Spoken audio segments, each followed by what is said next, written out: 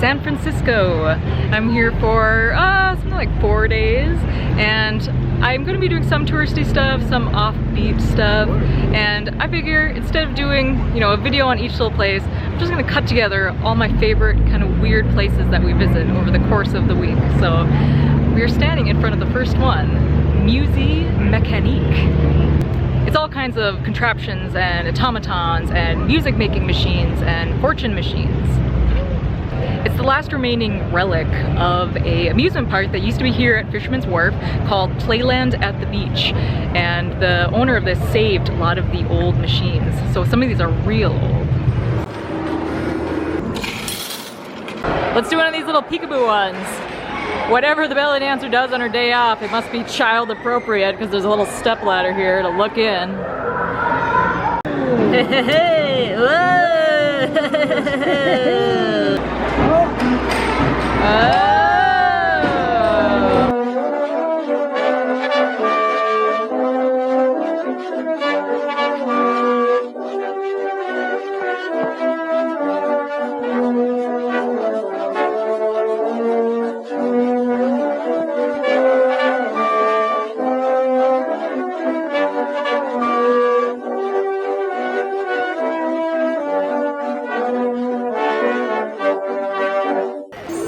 Choose your fighter.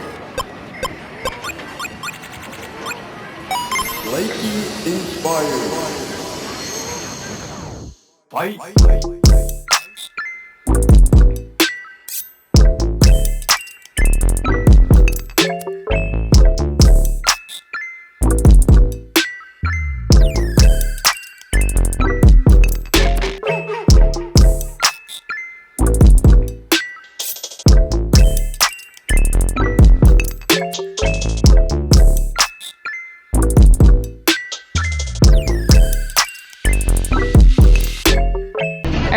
Done at Musee Mecanique. We have a whole pile of fortunes here.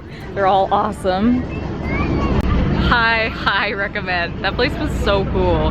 And by the way, great date idea. Knockout. You win.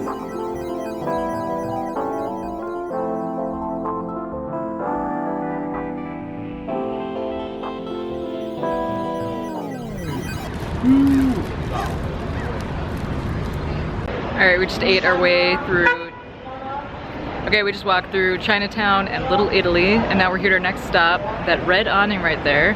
It's called Cafe Zoetrope, and it's actually Frank Ford Coppola's restaurant, you know, the guy who directed The Godfather, among other things. But that is not why we're here. We're actually here for something called the Short Story Vending Machine. It's right here by the entrance, and you can see there's 3 different options, 1, 3, and 5, and that's about the length of time that it takes to read them. Let's try one of each. I think they print out right here. Oh, that was quick. Ooh. Okay, 3. Woo, much longer. This is gonna be so long.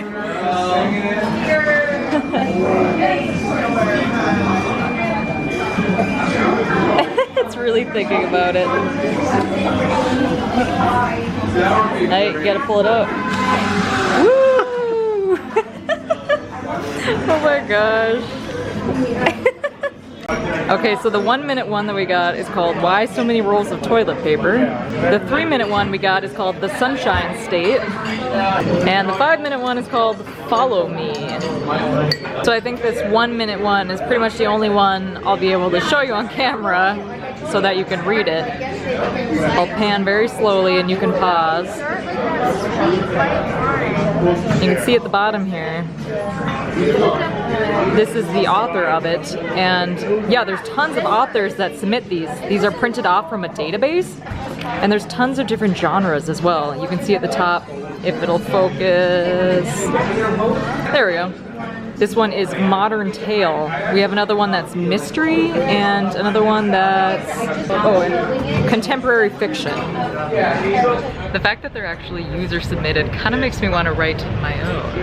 Apparently that database, they vote on them, that, you know, to make sure that they're of quality to go into the short story machines. And by the way, they're not just here, this isn't the only one. These actually started in France. They were putting them in the train stations there. And then one came over here to San Francisco to this restaurant. But we were talking with the bartender and she said there's actually another one in town now. They just recently added it. She told me where, but I'm not from San Fran, so I didn't remember. 19th and something, she said. But in any case, she also said that the machine keeps them like current. So over Valentine's Day, there was tons of love stories and stuff like that. And it's funny because the one that I got, the 3-minute story, had a pumpkin in it, and it was kind of talking about Halloween. And I was like, oh, that's a weird coincidence. We're here in October. And it is not coincidence. Yeah, so apparently during the time of year that you come will influence the type of story you get. So I thought that was kind of cool too. In any case, that was pretty fun to just have some drinks, read some stories. The 3-minute story was about a failed relationship, and the 5-minute one was, I don't know, kind of an exploration of finding out more about the character's mother who had died. Fun reading.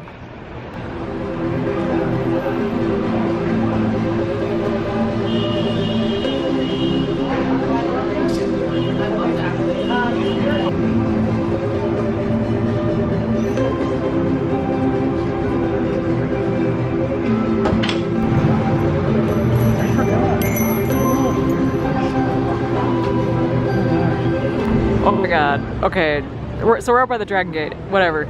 Look at this. It is a self-driving car. No one is in there.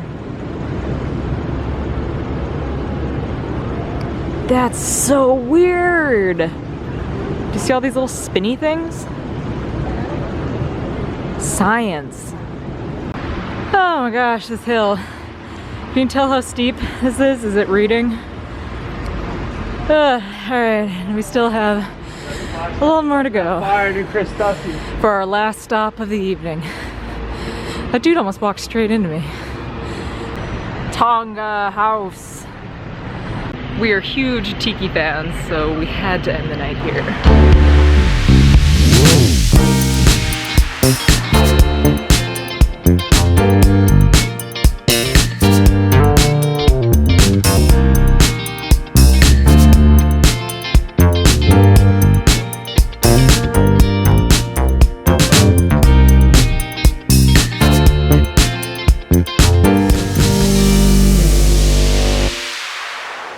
Good morning. We just finished walking around the beautiful Palace of Fine Arts, and now we're at an acoustic sculpture called the Wave Organ. The sculpture is supposed to amplify the sounds of the water in the bay here, and it's comprised of all these PVC pipes that go down into the water, like probably 20 feet or so. And the water crashing off of those pipes is what creates the sounds that come out. Oh, you can see where the pipes are going down into the water, I think over here. The sound's coming out of these two. Sounds best during a full moon. Cool. I saw a lot of people saying that they couldn't hear anything when they came, so it's very important to come at high tide, which is when we are here, because obviously if it's low tide, there's no water or anything that's going to create any sounds against those pipes, and you won't hear anything. And I think this alcove is probably the best place to hear things. I mean, there's these little pipes all over that you can press your ear against, but we've heard a lot of sounds in here. I don't know if my audio is gonna pick up much, just because it's really going, you can hear it. Just because there are some other ambient sounds, like someone was playing music across the water there, and right now there's a ship heading out, and you know, the actual waves that are right beside us. But I'm trying to think of how to describe it. It's a lot of different sounds, sort of like the plunking of water, sound of waves curling. There's kind of a high keening noise almost that you would hear in submarine movies. Yeah, I don't know, there's a lot of different sounds. It is almost like an organ.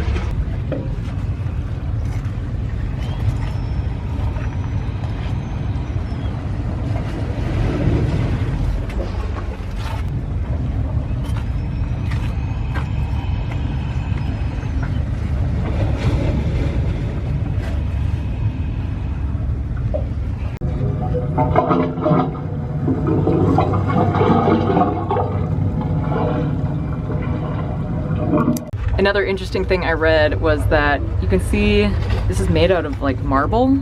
There's marble all over this place. That's because they actually made it from a demolished cemetery. I guess they had a lot of marble sitting around afterwards, and it went here. There's another area, I think it's further out that way. I feel like you can really tell that's from a headstone. This is a really nice spot. It's been so peaceful just listening to the music of the organ and watching the fog burn off in the harbor. We've come along to Land's End now. You can see we're at Land's End Lookout. We're gonna do a bit of a hike here, and actually from the parking lot you can already see one of the really cool things that I wanted to see today. It's the ruins of the Sutro baths. So you can see the outline of a pool down there. A couple actually. These were tide-fed seawater pools under these big glass arches. It was almost like a greenhouse. These were public baths built by a gold rush era millionaire, and they were actually open until the 50s, I want to say, which is kind of crazy. I feel like a lot of good stuff closed in the 50s. I'm not sure where it was, but somewhere along here, along the pools, there was like a promenade, and there was all these tiny little changing booths that you'd put your little bathing costume on, and there was also a curiosities museum. Because this, you know, he was a millionaire, so he would travel places and bring back exotic items from his travel. Most of which were stolen from Egypt, I think, because he had mummies in this display.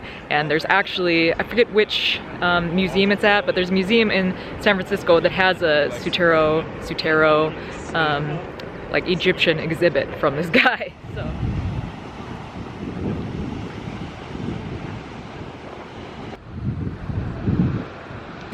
Yeah, don't slip on this. Woo! So this is the only one of the pools that's still left. It's like the high diving pool, I believe. And you can actually still see some of the blue paint along here. And actually some of the wooden supports for the ladders, for the diving. Kinda cool.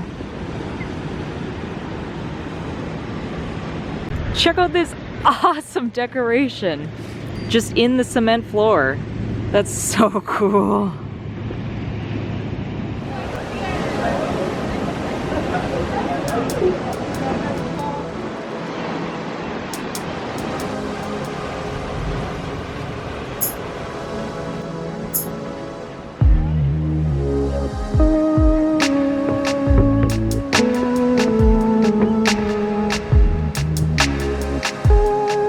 The Golden Gate Bridge still enshrouded in fog, even though it's like 2, 3 in the afternoon. When we were out at the wave organ this morning, we were watching the fog slowly burn off the harbor. When we first got there, Alcatraz was like half visible, and you couldn't even see the Golden Gate at all. You could see like one footing. So it's kind of funny that hours later, you can still barely see it.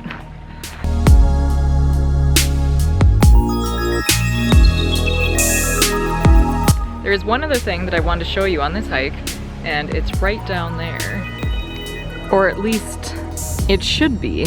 It used to be. That is where Land's End Labyrinth used to be, that round spot right there. It was a stone labyrinth, you know, that you walk for contemplation right at the end here before the Golden Gate Bridge. It was really beautiful in all the pictures I saw. However, in 2020, I think it was 2020, some dingus threw all the rocks into the ocean or something, and it's no longer there. And I was kind of hoping that maybe someone would rebuild it by the time we came out. No luck, it looks like it is still not there, but we'll still go down and take a look. Apparently it's something that kind of comes and goes throughout the years. I don't think this is the first time it's been destroyed, but still disappointing. This awesome curving tree has a little brick support down here to keep it upright. That is so cool.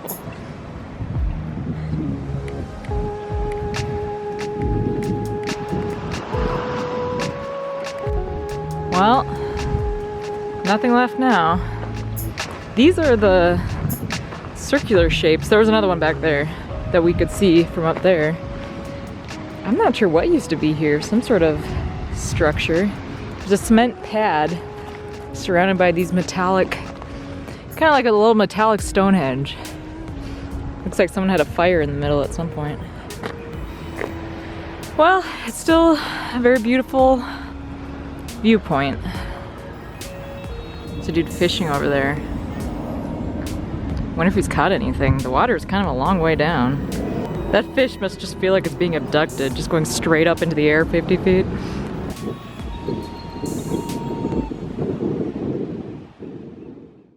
New day, new spot. We are at the Winchester Mystery House, which is actually in San Jose, not in San Francisco, but I'm gonna include it because we're doing it on this trip, so whatever. It's like an hour south from like Fisherman's Wharf area, so a little further, but this is like a big bucket list item for me. I'm so excited to be here today. This place is the house of Sarah Winchester, who was the heiress of the Winchester rifle money when her husband passed away from tuberculosis. The popular legend behind this house is it's haunted by the ghosts of everyone killed by Winchester rifles. The building itself is really strange, which I'll show you when we get on our tour. There's all kinds of rooms that connect weirdly, and stairways that go to nowhere, and doors that just have an 8-foot drop behind them. Construction continued on it for 36 years until she died, and it was constantly being built because, again, legend had it that if she stopped building it, she would die. It's a really cool story, even if it's not true, but in any case, it's a really weird place. I think there's a lot of 13s everywhere, like 13 pillars, 13s repeated throughout the house, and a lot of spiderweb motifs. And you know, I'm all into that, so I can't wait to see it, even if it's not haunted. It's gonna be really cool. We're also here during Halloween time, so check out these awesome pumpkins they've decorated. Here's a little model, and you can see more how sprawling this place is. I mean, you know, they were building it for 36 years. In reality, Mrs. Winchester was reclusive, highly educated, and interested in architecture, in a time where that was a weird hobby for a woman. So while she worked away on her projects, onlookers made up lots of rumors about what was going on in there. And because Mrs. Winchester was also very rich, she could afford to try out all kinds of things, and if it didn't work, just keep building and not worry about it if there was a door that led to a 20-foot drop. Or that one of the new staircases now led into a ceiling.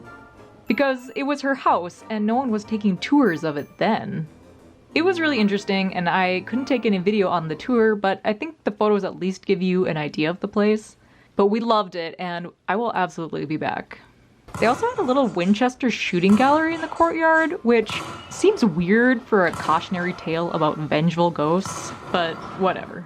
Well, that is the end of our time in San Francisco. I'm here at the airport. And there was actually one last thing that I wanted to show you here, kind of a weird thing, but it turns out I'm in the wrong terminal. It's in the international terminal, I think, in B. Oh. So there is an art display or an art project in San Francisco called Peephole Cinema, and it's just kind of a random street that you could wander down. Not really in any tourist area, it's kind of a residential area. You just come down this little alley, and there's a little hole in the wall. And there's a little sign above it that says Peephole Cinema. And you can peek in 24 hours a day, and there's a little black and white movie showing. And I just thought that was really cool. I think it's probably clips and all kinds of stuff that they show through there. But unfortunately for our trip, it was down. Maybe for repair, I'm not totally sure. But in any case, in the meantime, they do have a little temporary kind of exhibit of it over in Terminal B, where there's just little holes in the wall that you can peek in and watch old-timey movies, I assume. Unfortunately, I'll never know.